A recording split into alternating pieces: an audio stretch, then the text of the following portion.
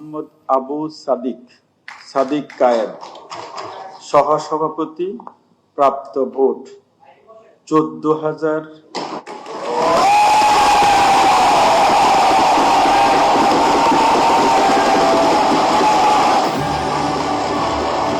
ডাকসু নির্বাচনে ভিপি পদে বিপুল ব্যবধানে জয় পেয়েছেন আবু সাদিক কায়েম। 14,042 ভোট পেয়ে তিনি নির্বাচিত হয়েছেন। তার নিকটতম প্রতিদ্বন্দ্বী প্রার্থী আবিদুল ইসলাম খান পেয়েছেন 5,658 ভোট। একই সাথে জিএস পদে SM ফরহাদ 10,774 ভোট পেয়ে নির্বাচিত হয়েছেন। তার নিকটতম প্রতিদ্বন্দ্বী প্রার্থী শেখ তানবীর বারী হামিম পেয়েছেন 5,283 ভোট।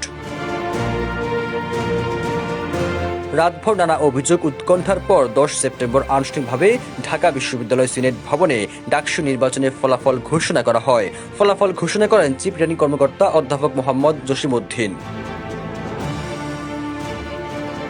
ফলাফলে তৃতীয় সর্বোচ্চ 2,549 ভোট পেয়েছেন উমামা ফাতেমা। স্বতন্ত্র প্রার্থী শামীম হোসেন পেয়েছেন 2,385 ভোট। আর জিএস পদে তৃতীয় সর্বোচ্চ 4,645 ভোট পেয়েছেন ম্যাগমোল্লার বসু।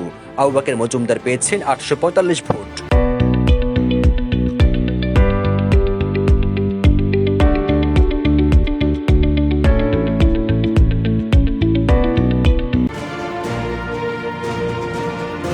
এছাড়া এজিএস পদে মোহাম্মদ মহিউদ্দিন খান 11,772 ভোট পেয়ে নির্বাচিত হয়েছেন। তার নিকটতম এজিএস পদপ্রার্থী তানবীর আলী হাদি মায়েদ পেয়েছেন 5,064 ভোট। এর আগে 9 সেপ্টেম্বর দিবাগত রাত 2টার দিকে বিভিন্ন হলে ফলাফল ঘোষণা শুরু হয়। এর মধ্যে শুধু জগন্নাথ হল ব্যতীত সবগুলো হলেই বড় ব্যবধানে জয় পান সাদিক কায়েম। জগন্নাথ হলে তিনি পান মাত্র 10টি ভোট। অপরদিকে আবিদুল ইসলাম খান পান 1,276 ভোট। এই হলে জিএস পদে SM ফরহাদ পান মাত্র 5টি ভোট। অন্যদিকে ম্যাগমোল্লার বসু পেয়েছেন 1,170 ভোট আর হামিম পেয়েছেন 398 ভোট। তবে এরই মধ্যে নির্বাচনের ফলাফল প্রত্যাখ্যান করেছেন আবিদুল ইসলাম এবং উমামা ফাতেমা।